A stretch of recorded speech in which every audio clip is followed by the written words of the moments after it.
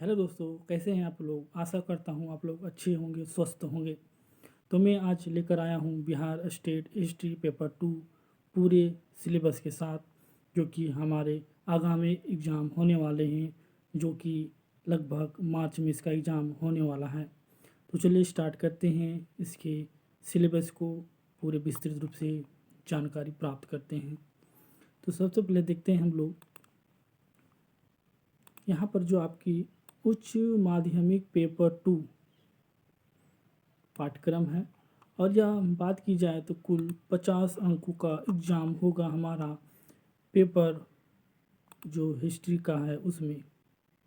और इसमें देखा जाए तो पहली इकाई में हमें पढ़ना है हड़प्पा सभ्यता और इसके भौगोलिक विस्तार एवं महत्वपूर्ण स्थल को भी पढ़ना है।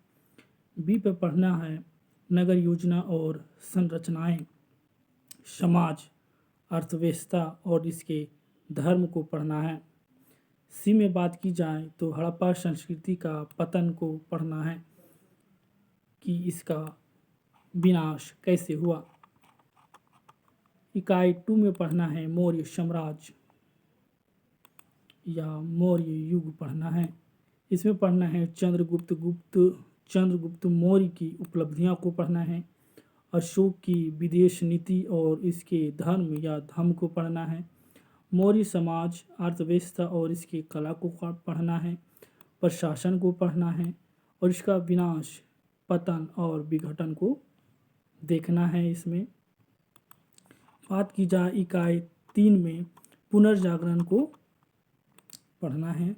इसके कारण को पढ़ना है, पुनर्जागरण क्यों हुआ, इसके चरणों को पढ़ना है, विभिन्न चरणों के माध्यम से इसकी प्रकृति कैसी थी और इसका प्रभाव पढ़ना है। नंबर 4 की बात की जाए तो औद्योगिक क्रांति के बारे में हम लोग को पढ़ना है और इसके कारण और इसके प्रभाव को भी पढ़ना है। नंबर 5 की बात की जाए तो हर्षवर्धन को पढ़ना है और सूत्रों का क्या कहना है हर्षवर्धन के बारे में इसे पढ़ना है। इसके विजय और साम्राज्य विस्तार को पढ़ना है और इसके प्रशासन को भी पढ़ना है। बात की जाए नंबर 6 पर आपका आता है चोल साम्राज्य के बारे में पढ़ना है। राज और राजेंद्र चोल का जीवन और उसकी उपलब्धियों के बारे में पढ़ना है। इसके स्थानीय प्रशासन के बारे में पढ़ना है। नंबर सी पर पढ़ना है समुद्री गतिविधियाँ, इसने समुद्री मार्ग के माध्यम से क्या क्या कार्य किया, उन सारी चीज़ों को पढ़ना है। इकाई 7 पर देखा जाए तो हमारा महत्वपूर्ण है 1789 की फ्रांसीसी क्रांति, इसे देखना है। इसके कारण, प्रकृति और महत्व को देखना है।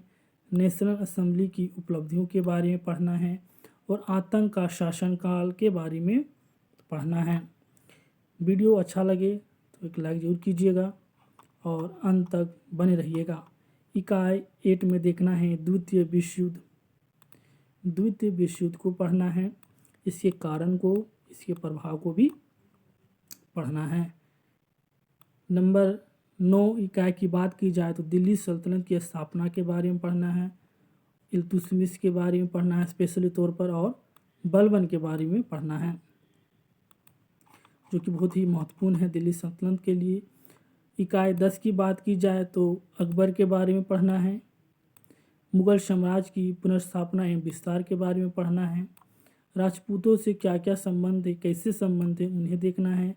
अकबर के धार्मिक नीति के बारे में पढ़ना है। अकबर को राष्ट्र सम्राट के रूप में जो है इसे पढ़ना है। और नेक्स्ट की बात की जाए तो इकाई 11 में है प्लासी और बक्सर का युद्ध, जो कि यह भी एक महत्वपूर्ण टॉपिक है। इसकी परिस्थितियों को देखना है, इसके कारण को देखना है कि किन कारणों से यह युद्ध हुआ और इनके महत्व को भी देखना है। इकाई 12 में देखना है महत्वपूर्ण टॉपिक है 1857 का विद्रोह, इसके कारण को देखना है, इसकी प्रकृति को देखना है और उसके प्रभाव को देखना है। इकाई 13 की बात की जाए तो इकाई 13 में देखना है भारतीय राष्ट्रीय कांग्रेस की उत्पत्ति को देखना है। 13 का ए में टॉपिक जो है भारतीय राष्ट्रीय कांग्रेस की उत्पत्ति को देखना है। अगर यह सिलेबस PDF आप लोग को चाहिए तो आप हमारे टेलीग्राम में जुड़ सकते हैं। यहाँ पे मैं आपका PDF डाल दूँगा। बी पे देखा जाए तो प्रारंभिक राष्ट्रवादी आंदोलन, मॉडरेट चरमपंथी पर क्रांति को पढ़ना है। 13 का बी कंप्लीट। और अब 14 की बात की जाए तो इसमें आपका देखना है, ए में देखना है असहयोग आंदोलन, इसके कारण और प्रभाव को देखना है। जबकि बी के बात की जाए तो स्वराजवादियों को देखना है। नंबर सी में सविनय अवज्ञा आंदोलन, इसके कारण और प्रभाव को भी पढ़ना है। और इसके डी की बात की जाए तो सांप्रदायिकता को पढ़ना है। अब नेक्स्ट देखा जाए तो इकाई 15 में हमारा है स्वतंत्रता एवं विभाजन, कैबिनेट मिशन प्रस्ताव एवं भारतीय स्वतंत्रता अधिनियम जितने भी हुए हैं उन्हें विस्तार रूप से पढ़ना है। 15 की बी की बात की जाए तो राष्ट्रवादी आंदोलन और रियासतों के बारे में पढ़ना है। यह हमारा 100 नंबर इसमें कंप्लीट हो जाएगा, जो आपका इतिहास से पूछेगा। अब बात की जाए तो यूनिट 2 जो है, यूनिट 2 में आपका शिक्षण की कला होगी और अन्य कौशल होंगी, जो कुल 50 अंक का होगा, जिसमें शिक्षण कला में आपका 30 अंक होगा और अन्य कौशल जो है 20 होगा। कुल 50 अंक का आपका यूनिट 2 में पूछा जाएगा। तो चलिए इन्हें भी देखते हैं। शिक्षण की कला, ए में है शिक्षण की कला और बी में है अन्य कौशल। बात की जाए तो इसकी एक की शिक्षण कला की तो शिक्षण एवं अधिगम, इसके अर्थ, प्रक्रिया एवं विशेषताओं को देखना है। जबकि 2 की बात की जाए तो शिक्षण उद्देश्य और अनुदेशात्मक उद्देश्य, इसके अर्थ और प्रकार और ब्लूम्स वर्गीकरण के बारे में पढ़ना है। जबकि इसके 3 की बात की जाए तो शिक्षण विधियों के प्रकार एवं उनकी विशेषताएं, गुण एवं दोष को पढ़ना है। जबकि डी की बात की जाए तो पाठ योजना, प्रकार एवं प्रारूप एवं विभिन्न मॉडलों को पढ़ना है। नंबर 5 की बात की जाए तो सूक्ष्म शिक्षण एवं अनुदेशात्मक विश्लेषण को देखना है। नंबर 6 की बात की जाए तो कक्षा का प्रभावी परिस्थितियाँ तंत्र को देखना है। नंबर 7 की बात की जाए तो पाठ्य पुस्तक एवं पुस्तकालय को पढ़ना है। और इसी में आपका नंबर 8 है शिक्षक के गुण को पढ़ना है। नंबर 9 को पढ़ना है सीखने के लिए मूल्यांकन करना। जबकि नंबर 10 की बात की जाए तो पाठचर्या को पढ़ना है। नंबर 11 में है शिक्षण एवं अधिगम को प्रभावित करने वाले कारक को पढ़ना है। जबकि नंबर 12 की बात की जाए तो शिक्षण सहायक सामग्री और सीखने में हाथ को पढ़ना है।